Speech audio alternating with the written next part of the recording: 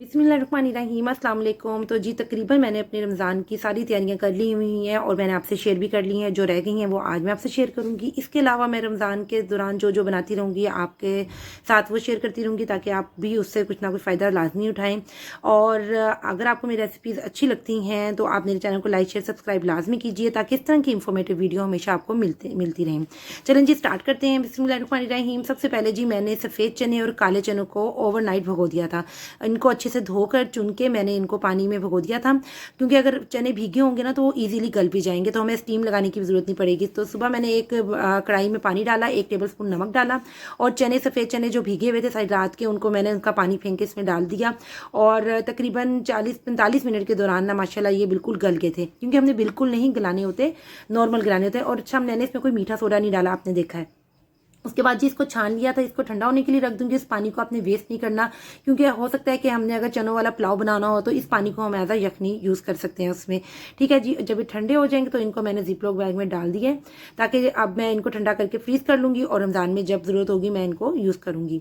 अच्छा जी, उसके बाद फिर मैंने एक और देचकी में पानी डाल के उसमें नमक डाला 1 टेबलस्पून और काले चने भिगो दिए थे, सॉरी डाल दिए थे उसमें। फिर मैंने उनको भी गलने के लिए मीडियम फ्लेम पर रख दिया था और ये भी 50 मिनट्स में रेडी हो गए थे। और अगर अच्छा मैंने आपसे कहा ना, अगर हमने सोक किए हो तो फिर इनको इतना हमने स्टीम लगाने की जरूरत नहीं होती, आप इन्हें मीडियम फ्लेम पे भी रख देना तो ये चने वगैरह गल जाते हैं। अच्छा मीठा सोडा इसे भी मैंने नहीं लगाया था, इसके पानी को डिस्कार्ड कर दिया था मैंने, उसके पानी की जरूरत नहीं है। ठंडा करके इसको भी मैंने जिपलॉक बैग में डाल दिया है।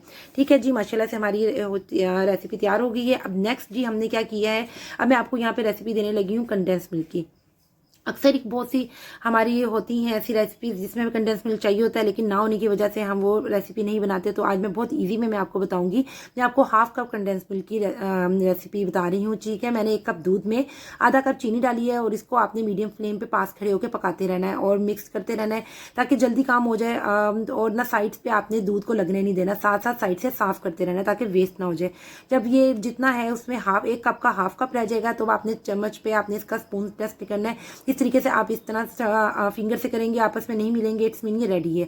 फिर आपने इसको छान लेना है। ठीक है जी, और आपने छानना लाजमी है ताकि कोई लम्स वगैरह हो तो वो खत्म हो जाए। ठीक है, देखें पूरा एग्जैक्ट हाफ कप की रेसिपी है जो मैंने आपको दी है। हमारा आधा कप कंडेंस मिल्क रेडी हो गया। अब आपने इससे ज्यादा डबल करते रहें, जितना आपको चाहिए आप इसे बढ़ाते रहें इसी क्वांटिटी को। ठीक है जी, हमारी ये रेसिपी रेडी हो गई है। अब हम अगली रेसिपी की तरफ जाते हैं। अगली टिप हमारी क्या है जी, हम वो है मेन चीज़ धनिया। धनिया अक्सर हमें ज़रूरत पड़ती है, हर चीज़ में बल्कि ज़रूरत पड़ती है। अगर ये बारीक काट के हमने पहले ही रखा हो ना तो हमें बार बार ज़रूरत मेहनत नहीं करनी पड़ेगी और अक्सर ये घर में ख़त्म हुआ होता है। आपने सबसे पहले इनको काट लेना है, अलग कर लेना है। इनको धोना बिल्कुल नहीं है, इसकी डंडियों को आप चाहें तो वो भी मिक्स कर सकते हैं, लेकिन मैंने नहीं डाली। फिर आपने इसको जब सेव करना है ना किसी भी कंटेनर में, आपने कागज़ लाजमी रखना है। ठीक है, टिश्यू पेपर नहीं रखना आपने, ना ही शॉपर रखना है, किसी भी कागज़ के अंदर ही सेव करना है। जितनी ज़रूरत होगी आपने उतना ही इसके अंदर से निकालना है और वॉश करके आपने यूज़ कर लेना है। फिर हमने हरी मिर्चें धो के मैंने अच्छी सी ड्राई कर ली हैं, फिर इनकी डंडियाँ मैंने उतार ली हैं, इनको रफली कट किया और फिर मैंने इसको जी इस चॉपर में चॉप कर लिया। ट्रस्ट में जब से मैंने चॉपर लिया मेरी ज़िंदगी में इतना सुकून हो गया, इतनी आसानी हो गई है कि मिनट में ये हर चीज़ को चॉप कर देता है। हमने लाइट का भी कोई टेंशन नहीं होती। इनफैक्ट मैंने कोफ्ते भी बनाने होते हैं ना तो मैं इसी के अंदर सारा हरा मसाला चॉप करती हूँ और फिर मैंने इसको भी बारीक काट कर चॉप करके जिपलॉक बैग में डाल दिया ताकि जैसे मुझे ज़रूरत होगी ज़रूरत के मुताबिक मैं कर लूँगी। अब मैं बताने लगी हूँ आपको दही का। दही रमज़ान में हमें सहरी में भी चाहिए होती है, इफ्तारी में भी चाहिए होती है। ये 1 किलो दूध को मैंने अच्छा सा उबाल के उसको उसकी झाग बना ली। फिर जिस बर्तन में आपने डालना है ना आपने उसमें उसको कन्वर्ट कर देना है। फिर उसमें भी आपने ठंडा होने के लिए रख देना। इतना ठंडा करना है कि हम अपनी फिंगर डिप करें और 7 तक काउंट करें ना तो हम बस इतना बर्दाश्त कर सकें। फिर आपने दही लेनी है और इसके चारों तरफ डाल देनी है। और कॉर्नफ्लोर देख लें आप, कॉर्नफ्लोर अगर चाहें तो ऐड कर सकते हैं, बाजार वाले ऐड करते हैं। तो मैंने कहा आज कॉर्नफ्लोर वाली आपको रेसिपी दे दूँ। मैंने 1 टीस्पून कॉर्नफ्लोर में 2 टीस्पून दूध डाल के मिक्स करके वो भी इसमें डाल दिया था। और फिर मैंने हॉट पॉट के अंदर ये रखा है दही वाला डब्बा और उसको अच्छे से कपड़े से कवर करके ढक दिया। आप चाहें तो टॉवल भी इसके ऊपर दे सकते हैं। 6 घंटे बाद माशाल्लाह से दही देखें रेडी हो गई है। मलाई देख लें इसकी कितनी ज़बरदस्त रेडी हुई है।